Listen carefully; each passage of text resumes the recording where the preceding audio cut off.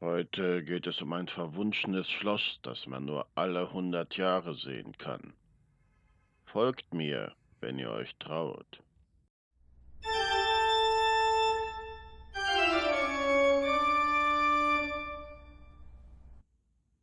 Willkommen, Freunde des Wunderlichen.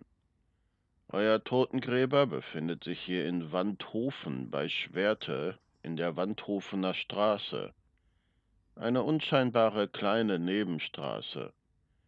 Doch um diese rankt sich eine mystische Legende. Vor Jahrhunderten war dieses Gebiet eine Heidelandschaft. 1429 wird hier erstmals schriftlich ein Haus Wandhofen erwähnt. Bis ins 19. Jahrhundert soll es noch gestanden haben. Eine Gedenktafel erinnert heute noch daran. Aber was geschah dann? Die Sagenwelt weiß Folgendes zu berichten. Der letzte Hausherr dieses mit einem Wassergraben umgebenen Schloss soll eine Vorliebe für Pomp und Luxus gehabt haben und veranstaltete gerne große Feiern. Um sich diesen Lebensstil leisten zu können, ging er einen Pakt mit dem Teufel ein.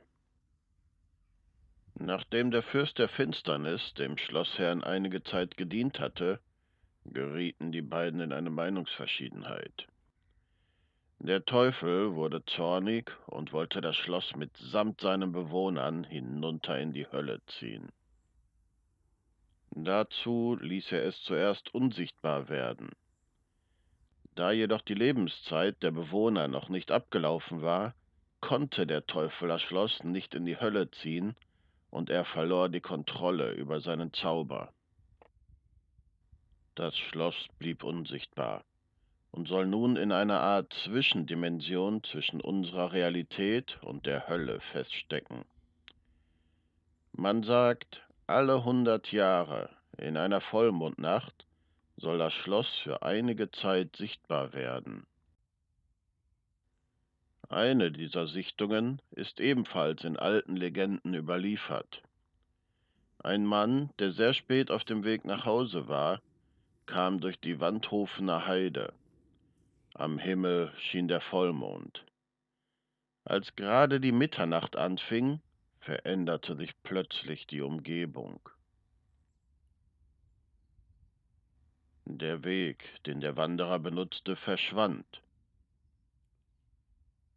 und ein Schloss erschien. Hell erleuchtet soll es gewesen sein. Musik und Stimmen erklangen.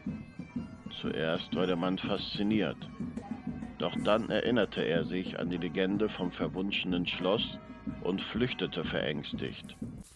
Stundenlang soll er durch die fremd gewordene Umgebung geirrt sein, bis er die Geräusche eines Dorfes hörte und wieder in die Zivilisation fand. Am nächsten Tag kehrte er mit mehreren Dorfbewohnern in die Heide zurück. Doch natürlich war das Schloss wieder verschwunden. Jedoch soll ihnen an einer hügeligen Stelle ein starker Schwefelgeruch aufgefallen sein. Leider ist kein Datum überliefert, so dass niemand vorausberechnen kann, wann das Schloss das nächste Mal erscheint.